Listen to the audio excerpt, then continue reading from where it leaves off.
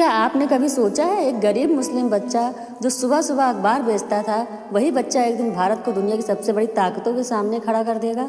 यह कहानी उस इंसान की जो खुद तो साधारण था लेकिन उसके सपने असाधारण थे। यह कहानी है एपीजे अब्दुल कलाम की।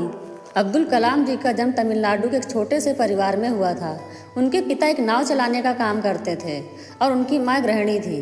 घर में पैसे कम थे लेकिन संस्कार और मूल्य उनके बहुत बड़े थे। कहते हैं गरीबी सपनों को रोक नहीं सकती अगर हौसला बुलंद हो, क्योंकि छोटे कलाम को बचपन से ही आकाश, तारे और उड़ने वाली चीज़ों से बहुत लगाव था। कलाम जी की पढ़ाई में बहुत दिलचस्पी थी लेकिन आर्थिक स्थिति कमज़ोर थी, इसलिए उन्हें सुबह सुबह अखबार बांटने का काम शुरू किया। सोचिए, एक छोटा सा बच्चा जो सुबह 4 बजे उठकर अखबार बांटता, फिर स्कूल जाता और रात में आकाश को देखकर सपने बुनता कि एक दिन मैं उड़ने वाली मशीन बनाऊंगा।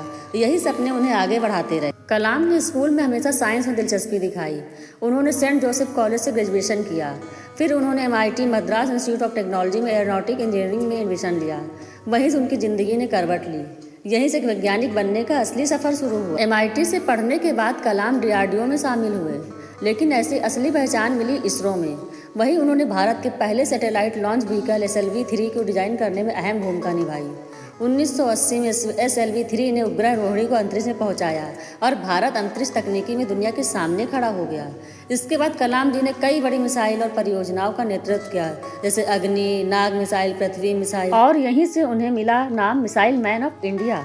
1998 के पोखरण परमाणु परीक्षण में एपीजे अब्दुल कलाम की भूमिका बहुत महत्वपूर्ण थी।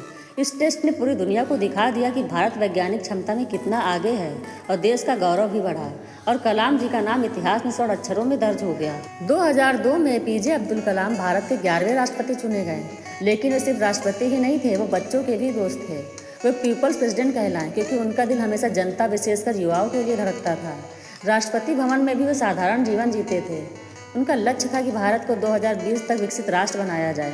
कलाम जी कहते थे, सपने वो नहीं जो सोते वक्त आते हैं, सपने वो हैं जो आपको सोने ना दें। 27 जुलाई 2015 शिलांग में IIM में लेक्चर देते समय वे मंच पर गिर पड़े और वहीं उन्होंने दुनिया को अलविदा कह दिया।